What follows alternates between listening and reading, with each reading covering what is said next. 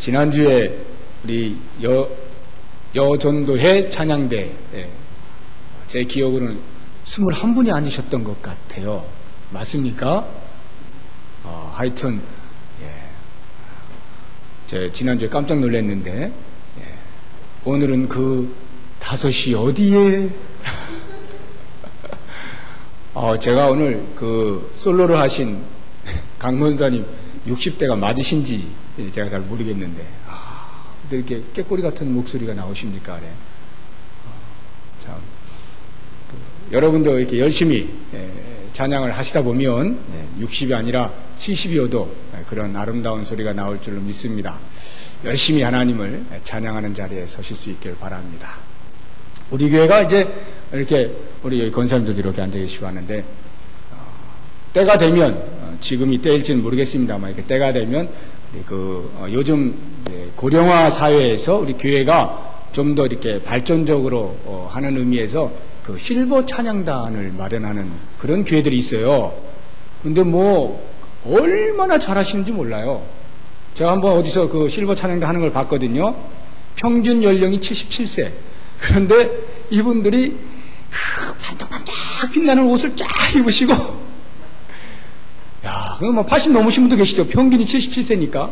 그런 분들이 다 해가지고 찬양을 하는데, 물론 뭐 이렇게 젊은 분들처럼 막 깨꼬리 같은 그런 막 이런 소리는 아닙니다. 그러나 하여튼 그 목청이 있을 때 하나님을 찬양할 수 있다는 것이 그 자체로 그냥 감동이더라고요. 얼마나 이 감격의 이 물결이 몰려오는지요. 우리 교회도 이제 하실 수 있으시죠? 때가 되면 성령께서 하라 하시면 이렇게 또 찬양대를 조직해서 하면 우리 하나님께서 그 남은 여생을 아주 복되게 하실 줄로 믿습니다. 지난주에 빌립보서 3장을 같이 보면서 참 신자상에 대해서 이렇게 생각을 해보았습니다. 1절로 11절까지의 말씀 가운데에서는 참 신자상이 아닌 그런 모습이 율법주의자들이다라고 말씀드렸죠. 그래서 그런 율법주의자들, 곧 자기 의를 통해서 자기 손에 쥐어진 그 무엇을 자랑하는 것, 그것으로 그리스도께서 우리에게 베풀으신 그 구원의 은총을 희석시키려고 하는 그러한 사람들을 율법주의자들이다 이렇게 말을 했는데, 참 신자는 이와 같은 모든 자기 공로를 다 내어놓는 사람들이다. 내려놓는 사람, 오직 예수 그리스도를 아는 지식의 고상함을 붙들고 나아가는 사람, 배설의 기쁨을 아는 사람, 이런 사람이 참 신자다라고 말씀을 드렸습니다.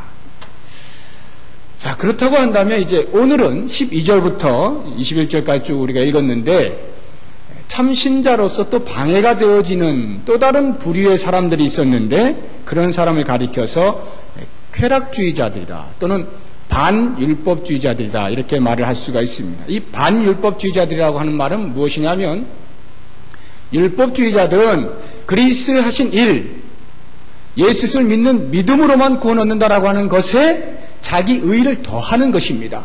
할례를 받아야 된다라든지 이러한 것으로 무언가를 좀 더 하려고 했던 사람들이 율법주의자라고 한다면, 반율법주의자는 반대로 예수 그리스도를 믿는 믿음이면 모든 것이 끝난다라고 말을 하는 사람입니다. 그리스도를 믿기 때문에 이제부터 내 마음대로 살아야 된다라고 하는 사람들을 가리켜서 이 반율법주의자들이다라고 하는데, 사도 바울은 이와 같은 사람들에 대해서도 참 신자로서 경계해야 한다는 것을 말씀을 하고 있는 것입니다. 그렇다고 하면 이 반율법주의자들이라고 할 때 좀 더 구체적으로 굳이 이렇게 나눠본다면 두 개로 나눌 수가 있는데요. 하나는 완전주의라고 하는 것입니다.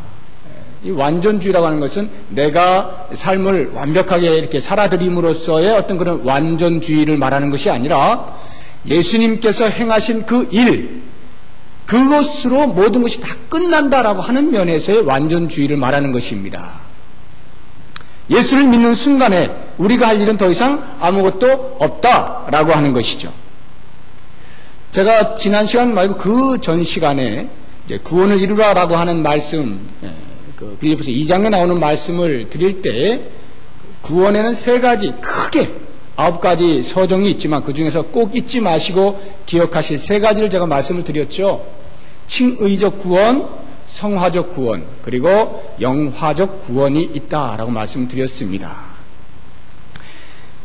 이 완전주의라고 하는 말이 무슨 말이냐 하면 예수 그리스도를 믿는 그 순간에 발생하는 그 칭의적 구원, 이것으로 성화와 영화라고 하는 이 구원을 이루어야 하는 이 모든 과정을 다 생략한 채 이 칭의적 구원으로 모든 것이 다 끝난다라고 말하는 사람들, 그런 사람들을 가리켜서 완전주의자들이다 이렇게 말을 하는 것입니다.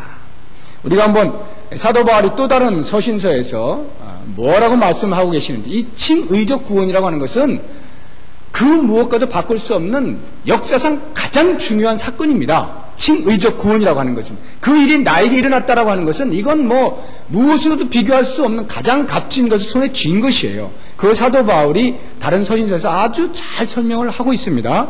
한번 찾아보겠습니다. 로마서 5장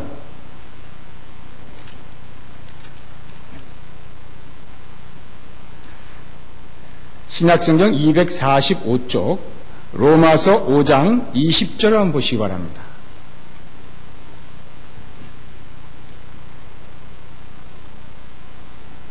이렇게 사도 바울이 말을 하고 있어요.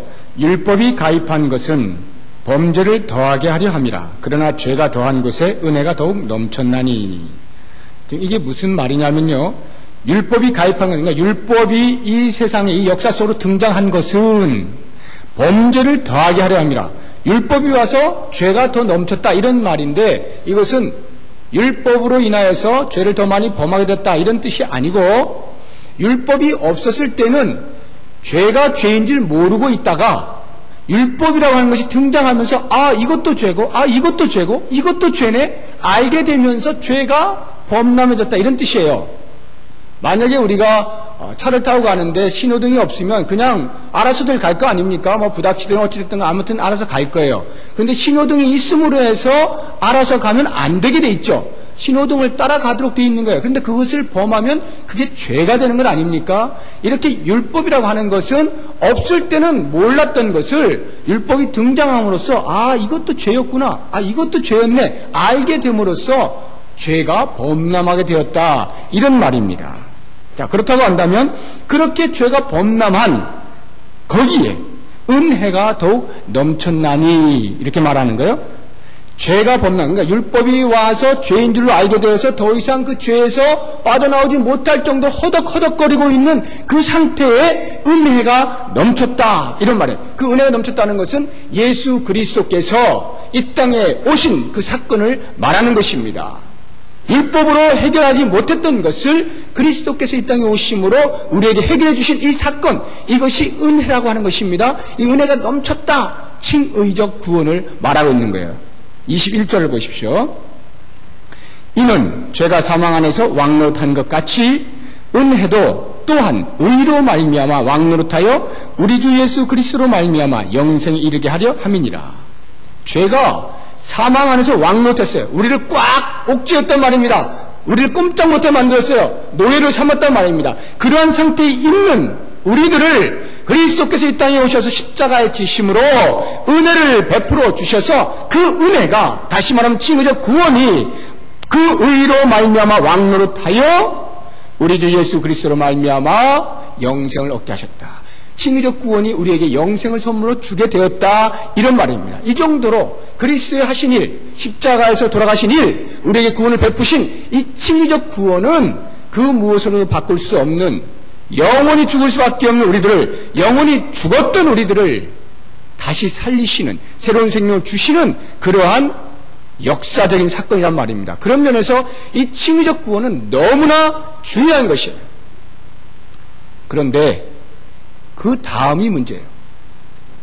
그렇게 칭의적 구원의 사건이 너무나 중요하다 보니까 어떠한 반응을 보이는 사람이 생겨났느냐 하면 6장 1절에, 로마서 6장 1절에 그 다음이 바로 나오죠. 어떤 사람이 나오는가 하면 이런 사람이 나오는 거예요. 그런즉 우리가 무슨 말 하리요? 은혜를 더하게 하려고 죄에 거하겠느냐? 이건 지금 사도 바울이 질문을 하는 거예요. 가상의 인물을 놓고 질문을 던지는 것입니다. 그 가상의 인물이 누구냐 하면 이와 같이 사도 바울이 칭의의 구원이 엄청난 것이다라고 설명을 하니까 한편에서 어떤 생각을 가지고 있는 사람이 있는가 하면 그렇다고 한다면 그 은혜가 더욱 넘치기 위해서는 죄를 더 많이 지어야 되겠네요. 죄를 더 많이 지어도 되겠네요. 아무리 죄를 많이 지어도 지으면 지을수록 그리스도께서 행하신 그 일은 더 커지는 것이 될 테니까 죄를 마음껏 지어도 되겠군요. 라는 사람이 생겨나는 것에 대하여 가상의 인물을 설정하고 그 사람에 대해서 질문을 던지는 거예요. 사도 바울이. 그런즉 우리가 무슨 말 하리요? 은혜를 더하게 하려고 죄에 거하겠느냐? 그래, 그리스도께서 행하신 일을 더 크게 만들기 위해서 더 죄를 막 지어야 되겠느냐? 이 말입니다. 이 가상의 인물이 누구예요? 완전주의자들인 거예요. 완전주의자들. 예수께서 행하셨으니 이제 우리는 뭐 마음껏 어떻게 해도 상관이 없구나.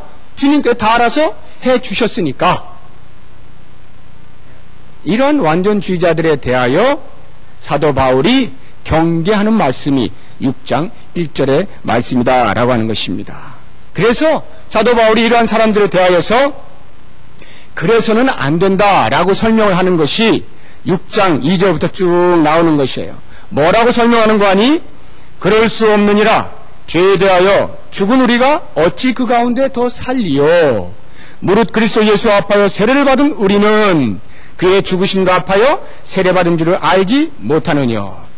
세례를 설명을 하면서 예수 그리스도와 세례를 받은 자, 다시 말하면 세례라고 하는 것은 죽고 물속에 쭉 들어가면서 죽고 장사되었다가 다시 올라오면서 그리스도의 부활에 참여하는 것, 이것이 세례인데 우리가 예수 그리스도와 함께 십자가에 죽고 장사되고 그리고 그리스도께 부활하신 것처럼 다시 부활한 자로서 주여 음향 빨리 바꿔줘요. 네? 아이 참 빨리 바꿔줘요. 새벽에도 그러고 뭐 이거 시도 때도 없어 이거.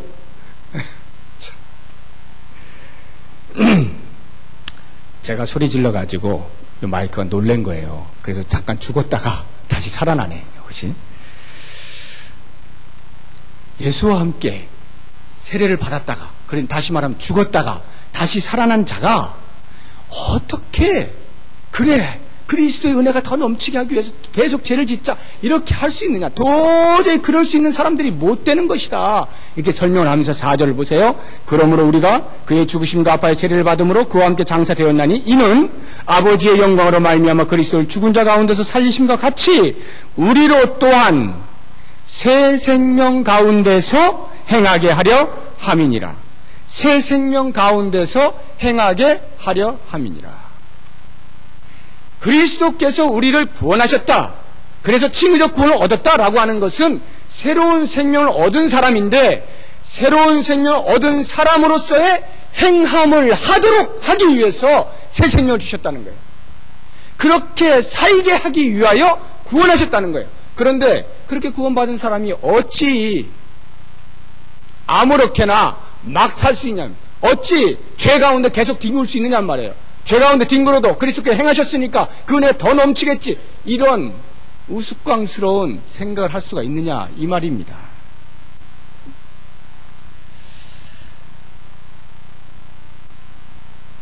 예수 그리스도로 말미암아서 의롭게 되었다. 칭의적 구원을 얻었다. 이것은 우리에게 그래서 아무렇게나 살아도 되는 것을 말하는 것이 아니라 그래서 의롭게 된 자다운 삶을 살도록 요구하고 있는 것이다 라고 하는 것입니다. 제가 한동안 이제 한 두어 번 이렇게 주몽 이야기를 했었는데 한동안 제가 안 하다가 한 번 더 해야 될 것 같습니다. 최근 것은 아닌데 한참 전에 제가 또 이렇게 탁 머릿속에 집어넣었던 것이 있어서 그래요. 제가 주몽을 보면 참 인생살이 그렇게 잘 표현해 놓은 것이 없어요. 너무나 배울 게 많아요. 거기 이런 게 있어요. 이제 고구려를 막 시작을 하려고 하는 순간에, 안 보신 분들도 이해를 하시고 잘 들어보셔요. 이 주몽이라고 하는 사람이 동명성왕 아닙니까? 고구려의 태왕이잖아요. 고구려를 이제 막 일으키려고 하는 그 순간에 무엇을 하느냐 하면, 과거 그 중국 한나라, 그 당시 한나라인데, 한나라에 옛날 옛 조선인들이 끌려가서 노예로 살고 있었어요. 그 사람들을 거기서는 드라마에서는 유민이라 이렇게 말을 하는데, 유민들이 많이 이렇게 흩어져 있었단 말입니다. 이 주몽이 그 흩어져 있는, 노예로 살고 있는 그 유민들을 계속 규합을 하는 거예요. 구출해내가지고 고구려 땅으로 오게 해서 살게 해주는 것입니다. 옛 조선인들 계속 모으는 이 작업 속에서 한 번은 또 이제 쫙 모았어요. 그 사람들이 그 주몽 앞에 딱 엎드려가지고 주몽이 이렇게 말합니다. 이제 여러분들은 자유입니다. 마음껏 여기에서 여러분들 자유롭게 살으십시오. 이렇게 말을 하니까 그 유민들이 한결같이 쫙 엎드리면서 뭐라고 말을 하는가 하면, 주몽대장님께서 우리의 목숨을 살려주셨습니다. 그러므로 지금부터 우리는 주몽대장님과 고구려를 위해서 우리의 목숨을 바치겠습니다. 전부 다 아멘 이러더라고. 자,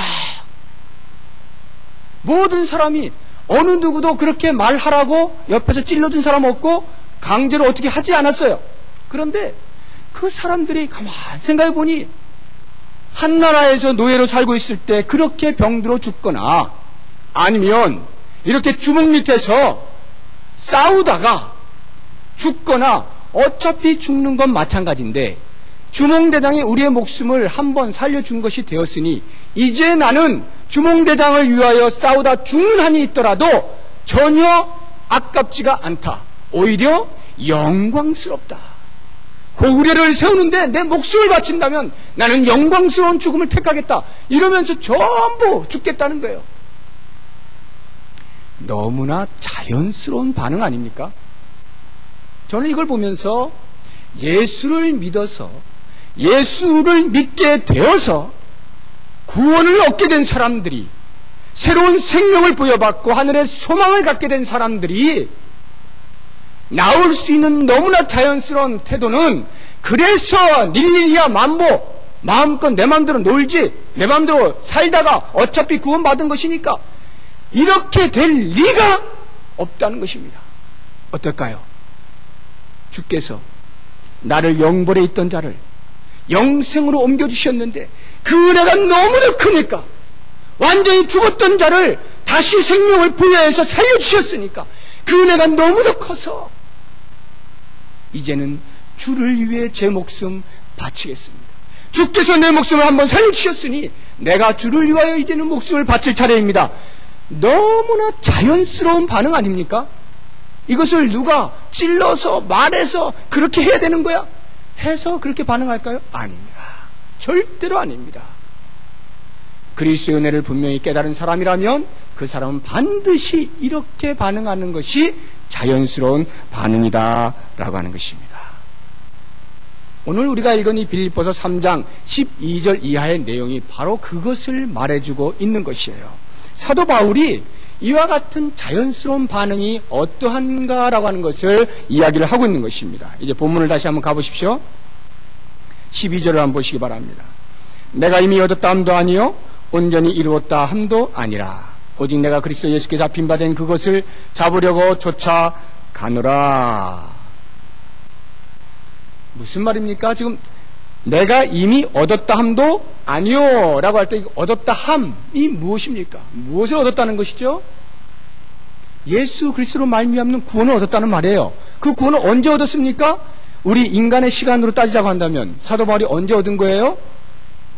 뭐 하러 가다가 다메섹 도상에, 다메섹에 있는 예수 믿는 사람들 잡으러 가다가 다메섹으로 가는 그 길에서 호련히 빛을 만나 거기서 거꾸로지면서 그리스도를 만나게 되지 않습니까? 거기에 사도 바울은 칭의적 구원이 일어난 것이죠. 그 사건을 가리켜서 내가 이미 얻었다 함도 아니요라고 말하는 거예요. 아니요라는 말이 무슨 말입니까? 그렇게 담의 속상해서 나를 구원해 주신 그 그리스도의 은혜, 그것으로 나는 이제 끝났습니다. 와! 이것이 아니란 말이에요. 그렇지 않고 그것을 나에게 선물로 주신 그리스도의 나를 향하신 목적이 있을 터이니 그 목적을 향하여, 다시 말하면 성화적 구원을 이루기 위하여 나는 계속 가겠습니다 라고 하는 말이에요. 이미 얻었다 함도 아니요. 그 다음 말은 뭡니까? 온전히 이루었다 함도 아니라. 온전히 이루었다 함도 아니라. 자, 얻었다 함이라고 하는 것은 담에색 도상에서 일어났던 과거의 한 사건입니다. 그런데 그 다음에 말하고 있는 온전히 이루었다 함, 이 말은 그때로부터 시작해서 지금 이 글을 쓰고 있는 이 현재 시간까지, 그때까지의, 문법으로 하면 현재 완료죠? 현재 완료. 그 과거의 시점으로부터 지금 이 글을 쓰고 있는 현재 이 시점까지의 사도 바울의 삶, 그 삶은 어떤 삶입니까? 그리스도를 위하여 자기의 목숨까지 아까워하지 아니하고 기꺼이 복음을 전파했던 그런 삶들이잖아요. 멋진 삶이잖아요. 그런 삶인데 그것을 뭐라고 말하냐면 온전히 이루었다 함도 아니요. 너무나 멋진 삶이었고 누가 봐도 박수를 받을 만한 그러한 삶이었지만 그것도 역시 그것으로 끝난 것이 아니요. 다시 말하면 아직도 나는 갈 길이 있다, 이런 말이에요. 갈 길이 있다는 거예요. 지금까지 내가 열심으로 잘 달려왔지만 이것으로 나는 만족하지 않는다는 것이에요. 이것으로 그리스도께서 나에게 주신 목적을 다 달성한 것이 아니다, 이런 말입니다. 온전히 이루었다 함도 아니라 오직 내가 그리스도 예수께 잡힌 바 된 그것을 잡으려고 쫓아가노라. 쫓아가노라. 예수님께서 바울을 구원시켜 주신 목적이 있는데 바울을 그 목적을 따라서 붙잡았단 말입니다. 다메섹 도상에 가고 있는 그 바울을 그리스도께서 바울을 향하신 목적을 가지고 붙잡았단 말이에요. 붙잡았어요. 그 붙잡힌 바 된 그것을 가지고 이제는 다시 역으로 사도 바울이 그 붙잡힌 바 된 그 목적을 붙잡기 위하여 쫓아간다라고 하는 것이에요. 예수님께서 바울을 붙잡으신 것처럼 바울이 이제는 그 목적을 붙잡기 위하여 쫓아간다, 이러한 고백이에요. 그 고백을 13절에서 아주 구체적으로 설명을 해놓고 있는 것입니다. 형제들아, 나는 아직 내가 잡은 줄로 여기지 아니하고 오직 한 일, 즉 뒤에 있는 것은 잊어버리고 앞에 있는 것을 잡으려고 표대를 향하여 그리스도 예수 안에서 하나님이 위해서 부르신 부름의 상을 위하여 쫓아가노라. 이 말을 한번 여러분 자세히 살펴보시기 바랍니다. 형제들아, 나는 아직 내가 잡은 줄로 여기지 아니하고, 즉 예수를 만난 후로 내가 아무리 열심히 살아왔다 할지라도 그것으로 만족하지 아니하고 오직 한 일, 오직 한 일, 했던 일이 아니고 하나의 일, 이 말입니다. 오직 한 일. 그러니까 그 하나의 일이라는 게 무슨 말이냐면 표대를 향하여 달려가는 일, 또는 부름의 상을 위하여 쫓아가는 일, 구원의 완성을 이루는 것, 예수를 온전히 아는 것, 예수로서의 온전한 연합, 이것이 한 일입니다. 그 한 일을 잡으려고 간다. 그리고는 뭐라 그래요? 즉 뒤에 있는 것은 잊어버려. 그 한 일을 잡으려 가는 데 있어서 사도 바울이 어떻게 하느냐 하면 뒤에 있는 것은 잊어버린다, 이렇게 말을 합니다.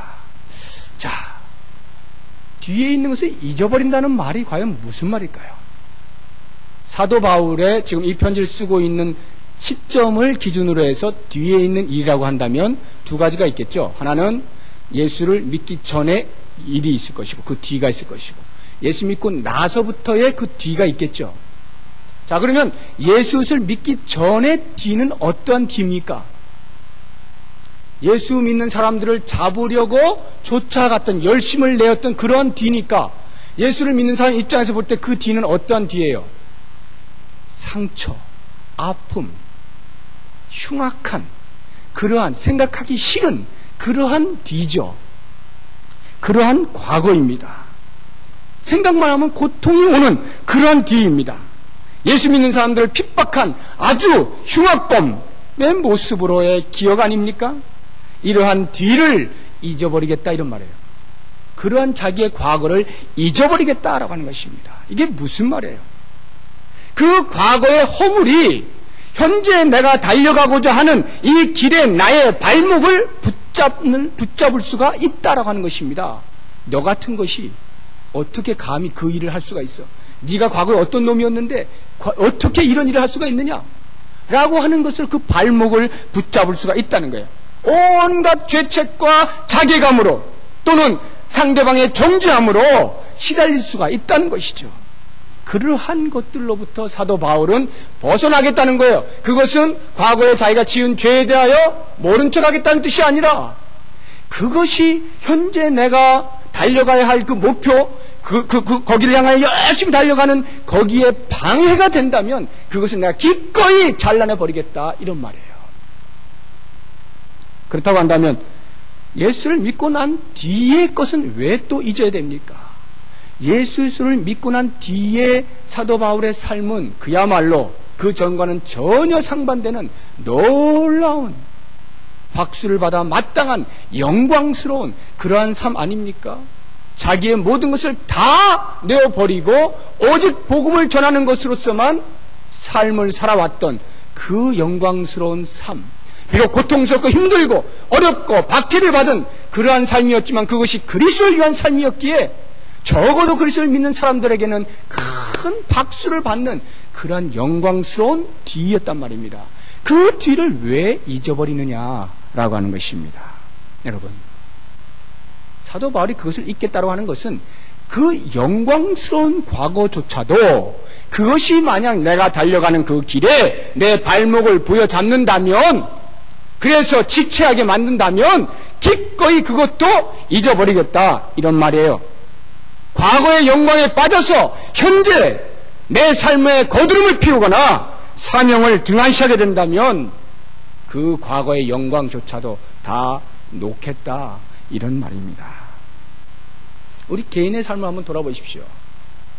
우리가 그리스도께서 우리에게 주신 그 거룩한 목적, 구원해 주신 목적, 그래서 그 영화스러운 그 구원의 자리에 이르기까지 달려가고 있는 지금의 이 과정 속에서 혹이라도 우리의 뒤를 돌아볼 때, 나의 과거를 돌아볼 때에 나의 현재 가고자 하는 이 발목을 부여잡고 있는 그 무엇이 있지는 않습니까?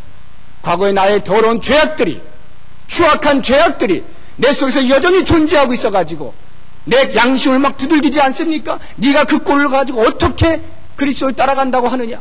그래가지고 어떻게 예수의 제자라고 말할 수 있느냐? 포기해라, 포기해라. 그러한 아픔과 흉측한 죄악들로 물들어 있는 그러한 과거, 그 뒤가 혹시 있지 않습니까? 여러분, 놓으세요. 그냥 놔버리세요. 현재 내가 달려갈 길을 막는 한 그것은 아무것도 아니에요. 놔버리세요. 반대로 혹시라도 내가 과거에 누린 영광이 혹시 있습니까? 내가 과거에 어떤 신앙을 가졌었는데 내 백그라운드가 뭔데? 라고 하는 것으로 내 과거의 영광스러움이 만약에 현재 그리스도의 제자로서의 삶을 방해한다면 여러분, 그것도 기꺼이 놓으십시오. 놓으시라는 거예요. 뒤의 것은 잊어버리고 놓아야 돼요. 저는 이 말씀을 보면서 제 머릿속에는 교회밖에 없잖아요. 여러분 아시다시피 온통 지금까지 교회밖에 없으니까 말씀을 보는데 우리 교회가 생각나는 거야. 우리 교회도 제가 이렇게 보니까 사도 바울과 같은 과거가 있었더라고요. 과거에 아픔이 있는가 하면 과거에 영광이 있었습니다.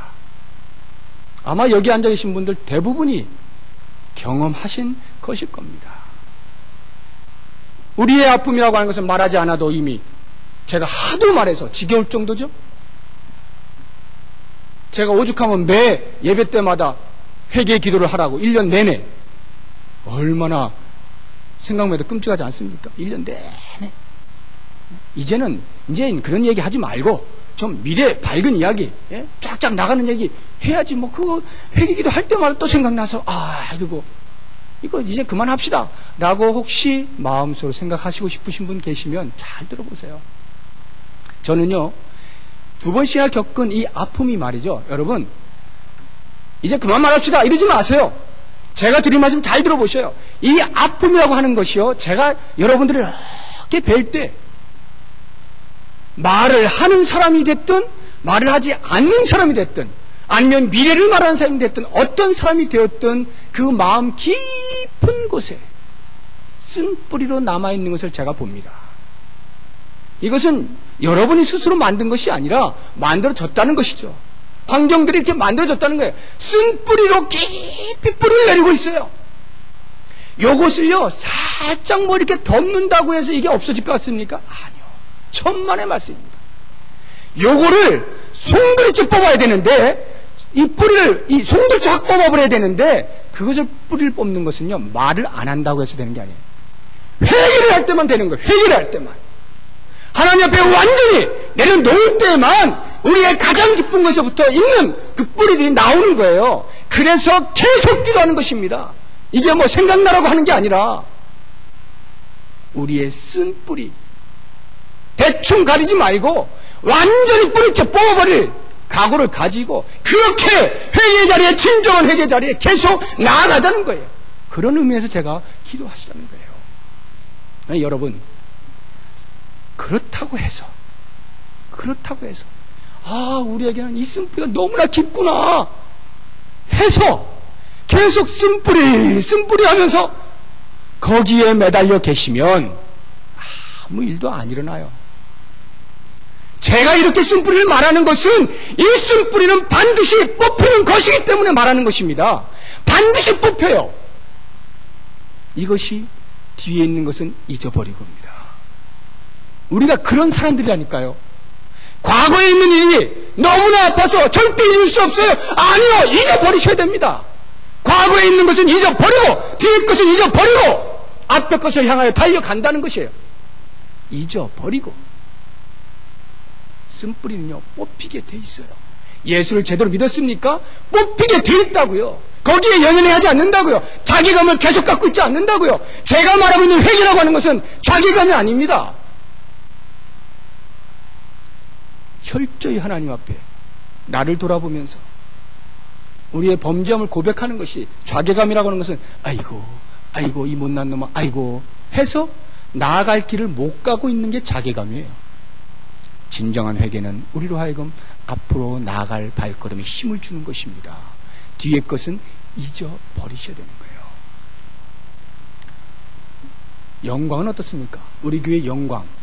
우리 교회의 영광은 뭡니까? 그로부터 좀 더 거슬러 올라가야 되겠죠, 아무래도? 제가 이렇게 뭐 몇 개월 안 됐습니다만 이렇게 저렇게 이제 듣는 소리가 있잖아요. 우리 교회 과거의 영광을 제가 자주 듣는단 말이에요. 그러니까 그 우목사님 계실 때 이 동북교회가 한남노예 했다 하면 동북교회 이렇게 딱 이퀄이 될 정도로 막대한 영향력을 미쳤던 동북교회의 영광이 있습니다. 그래서 많은 분들이 그런 말씀을 하셔요. 말씀 안 하시는 분들 속으로 그렇게 생각하실 거예요. 이 영광을 어떻게 하자고? 되찾자고. 이제 되찾을만 하다고. 저 목사 보니까 왠지 될 것 같다고. 예? 과거의 영광을 되찾을 수 있을 것 같다고. 예, 아멘이죠. 제가 그 영광 되찾아드리려고 온 사람이 아닙니다. 대단히 죄송합니다만 그 영광을 되찾아드리려고 온 사람이 아니에요. 우리가 생각할 때는요, 그게 뭐 나쁘냐, 과거의 영광을 되찾는 것이 그렇게 정말 하나님 앞에 더 멋지게 살았던 그때를 생각하면서 그렇게 한번 회복하자는데 그게 뭐 이렇게 안 이껍냐 말이죠. 여러분, 제가 지금 드린 말씀 잘 들으셔야 돼요. 왜냐하면 지금 우목사님께서 하늘에 계시기 때문에 다 듣고 계시잖아요. 제가 우목사님께 지금까지 이 교회를 위해서 피를 흘리고 땀을 흘리고 쏟았던 그 정성, 애씀, 노력, 공로, 이것에 대하여 요만큼도 폄하하고자 하는 것이 아닙니다. 절대로. 제가 개척을 해봤잖아요. 그 개척이 뭔지를 알아요. 그분이 어느 정도 고생했을 것인가 제가 짐작을 하고도 남습니다. 그러니까 지금도 제가 드린 말씀은 그분에 대해서 또는 그분과 함께 사역을 하셨던 여러분들에 대하여 요만큼도 어떠한 공로를 폄하하고자 하는 것이 아닌, 우습게 보고자 하는 것이 아닌, 무시하고자 하는 것이 아닌 하나님의 말씀이 무엇이라고 말하고 있는가를 잘 들으시란 말입니다. 뒤에 있는 것은 잊어버리고라고 할 때에 사도 바울은 그리스도를 위하여 자기의 삶을 바쳤던, 목숨을 바쳤던 그 삶조차도 그리스도를 위하여 잊어버리겠다는 것이에요. 앞으로 나아가는 그 삶을 위하여 기꺼이 잊어버리겠다는 거예요. 그게 무슨 말입니까? 우리가 과거에 우리 교회가 이랬는데, 우리 교회가 이런 일도 했었는데, 저랬었는데 라고 하는 것, 그 자체는 아무 문제가 없어요. 그런데 그래서 현재 지금 우리가 살아가고 있는 이것에 대하여 전에는 저러지 않았는데, 전에하고 뭐가 좀 다른데, 만약에 여러분 이러잖아요? 못 가는 거예요. 못 나가요. 여러분은 모르죠? 나아가지는 못해요. 발목을 잡는 것입니다. 이러면.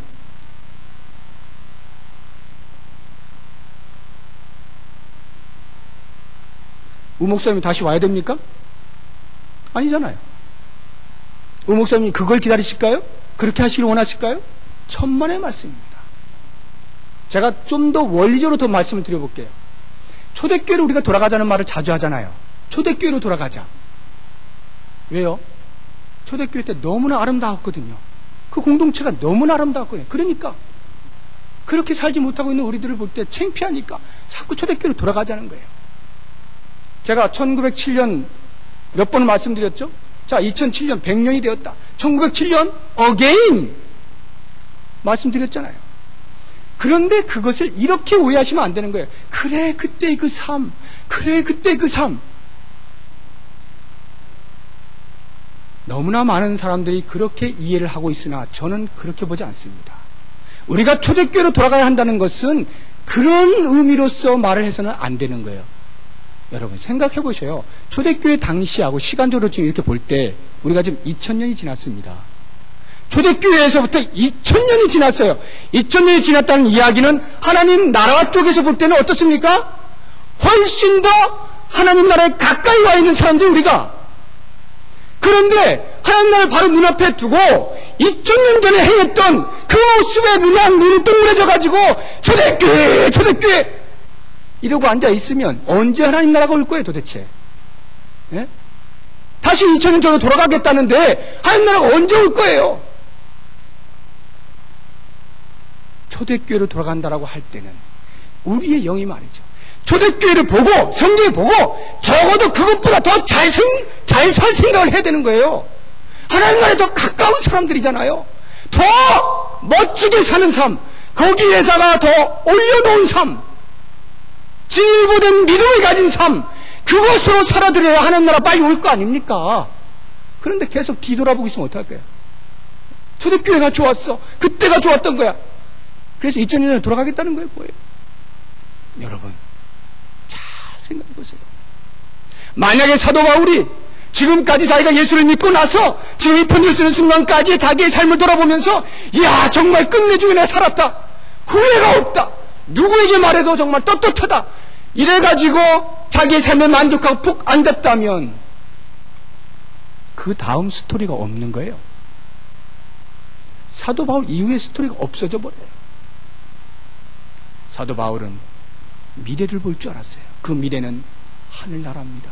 하나님 나라가 임하는 거기를 볼 줄 알았어요. 거기까지가 나의 달려갈 길이라는 걸 알았던 거예요. 그래서 지금까지 내가 달려왔으나 수고했으나 애를 썼으나 영광스러웠으나 이것으로 내가 만족하지 않냐고, 이것으로 내가 주저앉지 않냐고, 더 이것보다 더 멋진 삶을 위하여 더 예수를 닮은 삶으로 계속 나아가겠다는 거예요. 이게 뒤에 있는 것은 잊어버리고요. 뒤에 있는 것은 잊어버리고. 여러분 우리 교회가 정말 앞으로 나아가길 원하십니까? 정말 영광스러운 교회가 되길 원하십니까? 그렇다고 한다면 뒤를 잊으셔야 됩니다.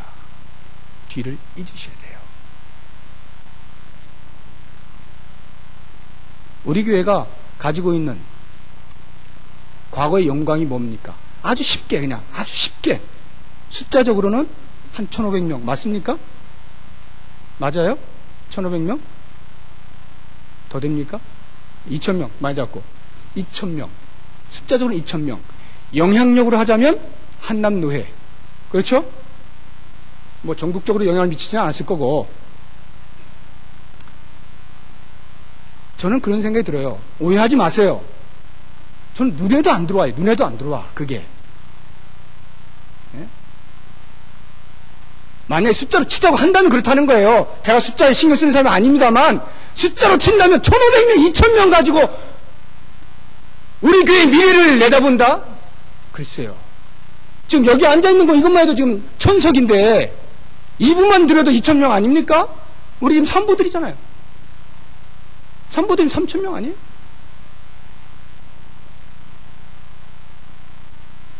우리 교회가 한남로에서만 뭐 다시 영광을 되찾으면 됩니까? 저는 신경도 안 씁니다. 한남로에. 죄송합니다만. 하나님의 교회는 세계를 품을 수 있어야 되는 거예요. 세계를 향해서 나아가는 그런 비전이 있어야, 가슴이 있어야, 뭐 째째하게 그냥 곡소 어쩌저쩌 이러냐고요. 가슴을 활짝 열고 하나님의 교회가 어떻게 되어질 것에 대하여 좀 눈을 동그랗게 뜨고 말이죠. 미래를 향하여서 가슴을 확 열고 받아들일 준비가 돼 있어야 되는 거예요. 제가 지금 여러분 가랑이 찢어질까봐 제가 지금 안 걷고 있는 것입니다. 네? 안 걷고 있는 거예요. 조금 기다리시면 이제 여러분이 팍팍 걸으실 때가 올 거예요. 이제 이게 워밍업이 돼야 이게 뭐가 찢어질 거 아니에요? 처음부터 하면 이거 큰일 나니까. 제가 말씀드린 요지는 이겁니다. 하나님의 교회는 하나님이 주인이시기 때문에 하나님께서 미래를 그려나가시는 것에 대하여 내 경험이, 내 머리가, 내 지식이 제한하지 말라는 거예요. 그 능력을 제한하지 말라는 거예요. 과거의 영광, 과거의 아름다운 삶, 멋있는 삶, 희생적인 삶, 그것으로 제한하지 말라는 거예요. 그것보다 훨씬 더 영광스러운 교회, 왜 못 돼요? 하나님의 교회인데 그런 믿음의 눈을 볼 수 있어야 된다는 거예요. 이게 바로 뒤에 있는 것은 잊어버리고입니다. 잊어버리십시오. 뒤에 있는 것은 잊어버리고.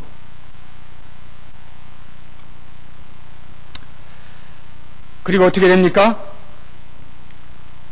앞에 있는 것을 잡으려고, 앞에 있는 것을 잡으려고 표대를 향하여 그리스도 예수 안에서 하나님이 위에서 부르신 부름의 상을 위하여. 자, 하나님이 위에서 부르신 부름의 상을 위한다라고 하는 말이 무슨 말이냐면, 뭐 상 얘기하니까 벌써 딱 그 연상이 되는 게 있잖아요. 경기장에서 경기하는 것이 연상이 되죠. 과거에 이렇게 이제 달리기 시합을 해가지고 우승을 하면 월계관을 주지 않았습니까? 월계관을 줄 때 그냥 주는 게 아니에요. 우승하면 바로 가서 월계관 푹 씌워주는 게 아니라 마이크 잡고 에에 하고 우승자 이름을 부르는 거예요.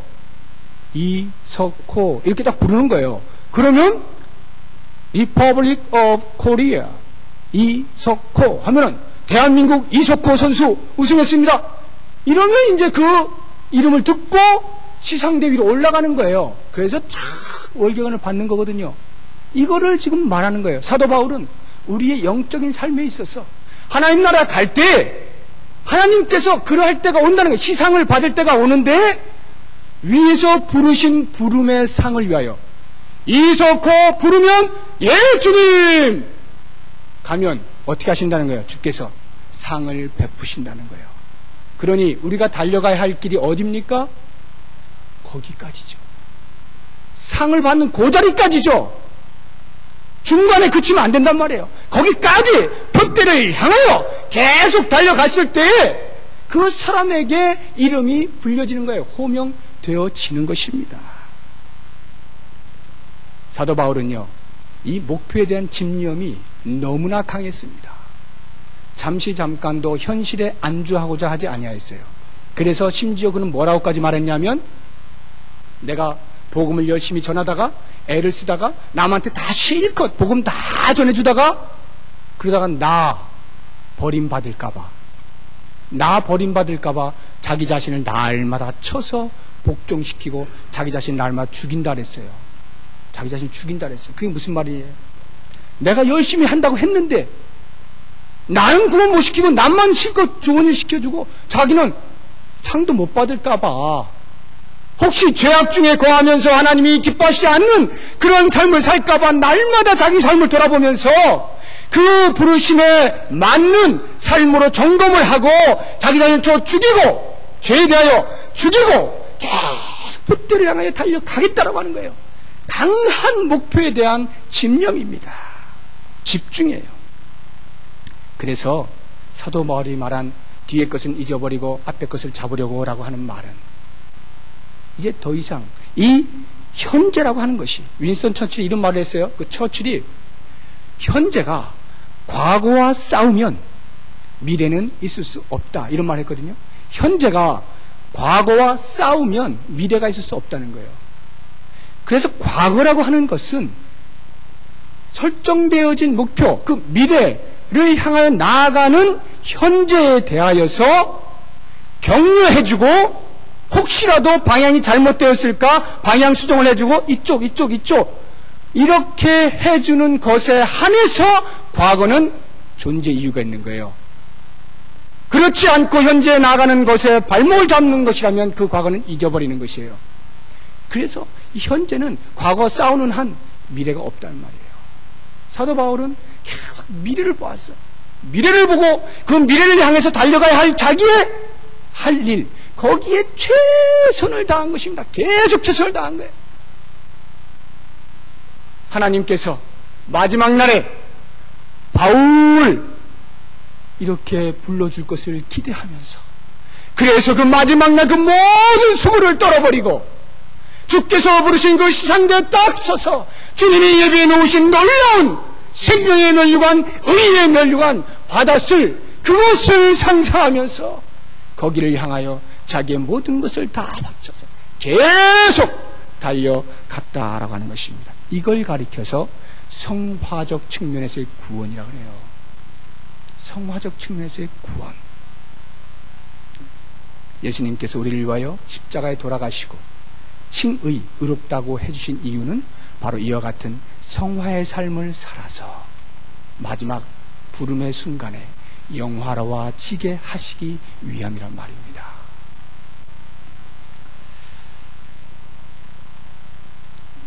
시간이 많이 지나가 버렸네요.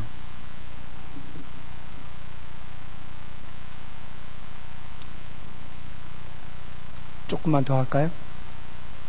조금만 더 할게요. 이걸 뭐 다음에 또 하자고 하니 조금 짧을 것 같고. 그래서 이렇게 완전주의로부터 해방이 되어져야 되고, 그 다음에 또 하나가 이 반율법주의에서 주의해야 되는 것이 뭐냐면 쾌락주의라고 하는 것이에요. 쾌락주의. 자, 이 완전주의, 그리스도께서 우리에게 구원을 베푸신 것으로 끝났어. 그런 사람들은 어떻게 돼요? 그래서 이제부터 내 몸을 마음대로, 내 마음대로, 내 몸이 즐기는 대로 몸을 막 쓰는 것입니다. 과거에 그 영지주의자들이 있었는데, 영지주의가 어떤 사람들이냐면 영혼은 중요하고 육체는 아주 하잘것없다, 보잘것없는 것이다 라고 생각하는 사람들이 영지주의자들이었거든요. 이 당시에 뭐 영지주의자들이 활발하게 활동하던 때는 아니었는데 그 직전이었습니다만 조짐이 있었어요. 그래서 영혼이 중요하고 육체는 별 볼 일 없는 거야, 아주 촌스러운 거야, 그냥 영혼을 담는 그릇에 불과해, 이렇게 생각을 했기 때문에 두 가지 현상이 나타났는데, 하나는 그래서 금욕을 하는 사람들이 있었어요. 금욕주의자들. 그래서 금욕을 하는 거예요. 그런 사람 있는가 하면 또 한 사람은 쾌락. 그러니 뭐 몸이야 어차피 뭐 이렇게나 저렇게나 영혼이 중요한 것이니까 몸은 막 굴려도 돼 해서 쾌락주의로 빠지는 사람들이 있었습니다. 여기 반율법주의자들 가운데는 바로 이와 같은, 사도 바울이 지금 편지 쓰고 있는 것은 이런 쾌락주의자들에 대하여 경계를 하고 있는 거예요. 참신자는 이와 같은 쾌락주의로부터 물러서야 된다, 경계해야 된다라고 하는 것입니다. 그래서 예수님, 사도 바울이 그런 사람을 뭐라고 말했느냐면 18절에 보니까, 내가 여러 번 너희에게 말하였거니와 이제도 눈물을 흘리며 말하노니 여러 사람들이 그리스도 십자가의 원수로 행하느니라. 이 쾌락주의자들을 가리켜서 그리스도의 원수다, 십자가의 원수다, 이렇게 말을 한 것입니다. 이런 사람의 결국이 19절에 나오죠. 저희의 마침은 멸망이요. 결국이 마침이 멸망이라는, 이 멸망은 그냥 죽는 것이요 이런 뜻이 아니에요. 예수를 믿지 않고 멸망한 사람은 어떻습니까? 우리 예수를 믿는 사람은 영생을 하잖아요. 예수를 믿지 않고 이와 같은 지 맘대로 산 사람들은 영벌을 받아요. 그러니까 그냥 죽어서 끝나는 게 아니에요. 끝나는 게 아니라 영원히 살아. 다 같이 영원히 사는데 우리는 생명으로 살아가는 사람들이고 그 사람들은 벌을 받으며 살아가요. 그곳이 어디예요? 지옥. 그곳이 지옥이에요. 지옥에서 안 죽어요. 영원히 안 죽고 계속 벌 받으며 살아가는 거야. 그게 그들의 결국이란 말입니다. 십자가의 원수로 행한 자들은 그 결국이 영원히 죽지 않으면서 벌을 받으며 살아가게 된다라고 하는 것입니다. 저희의 신은 배요. 저희의 신, 그들이 섬기는 그 신은 배란 말, 자기들 배. 이 배란 말이 무슨 말이에요? 육체를 즐거워하는 것에 그것이면 무엇이 되었든지 그게 다 자기들의 신이다, 이런 말이에요. 요한일서 2장 15절 이하를 보시면 이 세상이나 세상에 있는 것들을 사랑치 말라. 누구든지 세상을 사랑하면 아버지의 사랑이 그 속에 있지 아니하나니 이는 세상에 있는 모든 것이 육신의 정욕과 안목의 정욕과 이 생의 자랑이니 다 아버지께로 쫓아온 것이 아니요 세상으로 쫓아온 것이다, 이렇게 말씀하고 있어요. 육체를 신으로 삼는 자, 육체의 정욕과 안목의 정욕과 이 땅의 생, 그것을 자랑으로 삼는 그 모든 것들, 그런 것을 신으로 삼는 자들의 결국이 멸망이란 말입니다. 그리고 그들은 또 어떠한 삶을 사느냐? 저희의 부끄러움에 있고 그 영광은 저희의 부끄러움에 있고. 이게 무슨 말이냐면 부끄러운 것을 하고 있는데 그게 부끄러운 것인지를 모르고 자랑스러운 것으로 알고 살아가는 것을 말하는 거예요. 이렇게 자기의 배를 신으로 섬기고 있는 사람들, 쾌락에 빠져 있는 사람들은 부끄러움을 행하고 있는데도 그것이 부끄러운 것인지를 모르고 영광스러운 거야, 자랑스러운 거야, 이러면서 살아가고 있다는 것입니다.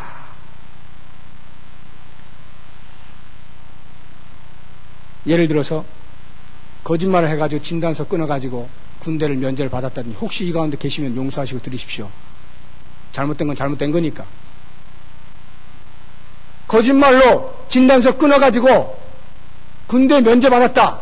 그러고 있으면 되는데 그나마 꼭 말을 하죠. 하나님의 은혜야, 이렇게 말을 한단 말이에요. 하나님의 은혜로 면제받았다는 거예요. 돈을 써가지고 진급을 해놓고 하나님의 축복을 하고 말을 한다면 그것은 배를 신으로 삼고 있는 모습이다 라고 하는 거예요. 부끄러움을 행함에도 부끄러운 줄 모르고 그것을 오히려 자랑한단 말이에요. 그게 영광스러운 것으로 알고 그렇게 살아간단 말이에요. 이게 쾌락주의자들의 모습이라는 것이죠. 이런 사람들은 언제나 땅의 일을 생각하는 사람이에요. 언제나 땅의 일만 생각하죠. 이 땅의 교회 안에도 이런 사람들이 적지 않습니다. 조지 바나라고 하는 사람이 쓴 책 중에 Frog in the Kettle이라고 하는 제목의 책이 있습니다. Frog in the Kettle, 솥단지 안에 개구리, 이런 책 제목인데 그게 뭘 풍자해 주느냐 하면 솥단지 안에 있는 개구리가 물을 이렇게 담아놓고 개구리가 놀게 합니다. 개구리가 얼마나 신나요. 탁 노는 거예요. 그런데 이 개구리를 죽이려고 불을 쫙 지피는데 한 번에 확 뜨겁게 지피는 게 아니라 아주 불을 약하게 하는 거예요. 조금씩 시간이 갈수록 불의 온도를 높이는 거예요. 그럼 이 개구리는 그걸 알까요, 모를까요? 몰라요. 적응이 돼가기 때문에 따뜻하니까 얼마나 좋아, 수영하기가. 따뜻하다 이러고 조금 올려봐요, 별로 못 느껴요. 그냥 거기에 적응이 됐기 때문에 그렇게 점점 자기 몸이 익어가는데도 모르는 채 뛰쳐나와야 될까요? 뜨거우면 뛰쳐나와야 되는데 그걸 모른다니까요. 계속 재밌는 거야. 수영하다 말고 이거 있어. 이게 Frog in the Kettle이거든요. 이 땅의 교회에 이와 같은 신자들이 너무나 많이 있다는 거예요. 지금 내가 죽어가고 있는데도, 쾌락에 푹 빠져가지고 죽어가고 있는데도 죽는 줄도 모르고 그냥 이것이 내가 지금 신앙생활 하고 있는 것이오니 이러고 있다가 자기도 모르게 그냥 쫙 이럴 수가 있다는 것입니다. 여러분, 마약을 하는 사람들이 그냥 처음부터 막 한번 딱 마약 맞으면 죽을 정도로 그렇게 센 마약 맞는 거 아닙니다. 처음엔요, 아주 소량, 그런 약한 거 줘요. 그래도 한 번도 맞아본 적이 없기 때문에 그 탕 맞으면 황홀해지는 거예요. 뿅 가는 거예요. 그런데 그 다음에 그 황홀감을 맛보기 위해서는 처음 맞았던 양보다 많아야만 그 황홀감을 맛보게 돼 있습니다. 그래서 양을 좀 늘리는 거죠. 이렇게 해서 조금씩 늘리다가 보면 자기도 모르는 사이에 마약 중독이 되는 거거든요. 그래서 못 빠져나오는 거거든요. 프로그 인 더 캐틀이죠. 우리가 신앙생활을 할 때에 이 교회 공동체라고 하는 곳에서 얼마나 아름답게 잘 생활하고 있습니까? 생활하고 있는 이 자체로 우리가 혹시라도 내가 솥단지 안의 개구리가 아닌지를 봐야 되는 거예요. 내가 혹시 조금씩 마약 맞고 있는 거 아닌가 잘 봐야 되는 것입니다. 정말 나는 목표를 향하여 제대로 달려가고 있는 것인가, 아니면 지금 이 땅에서 그냥 슬렁슬렁거리고 그렇게 살고 있는 것인가를 봐야 되는 것입니다. 참 신자는 이와 같이 나도 모르는 사이에 내 육체를 즐기고자 하는 것들에 대하여서 철저하게 경계해야 되는 것입니다. 그리고 우리 앞에 놓여져 있는 그리스도께서 우리를 부르신 부름의 목적, 저 하늘나라에 가는 데까지 그 목적을 향해, 돛대를 향해서 끝까지 쫙 달려가야 하는 것입니다. 이것이 바로 참 신자예요. 모쪼록 이 자리에 앉아 계신 사랑하는 모든 여러분, 이와 같은 예수 그리스도께서 우리를 부르신 그 부름의 목적을 다시 한번 깊이 인식하시고 그 목적에 걸맞는 삶으로 그리스도가 아닌 다른 것 어떤 것도 배제하시고 그리스도에서 다인 것처럼 여기는 쾌락주의도 배제하시고 오직 주께서 부르신 부름의 상을 위하여 오늘 하루 나에게 맡겨진 달려가야 할 현재의 사명에 최선을 다하셔서 주님이 내 이름을 부를 때 네! 하고 가실 수 있는 놀라운 축복이 있기를 바랍니다. 기도하겠습니다.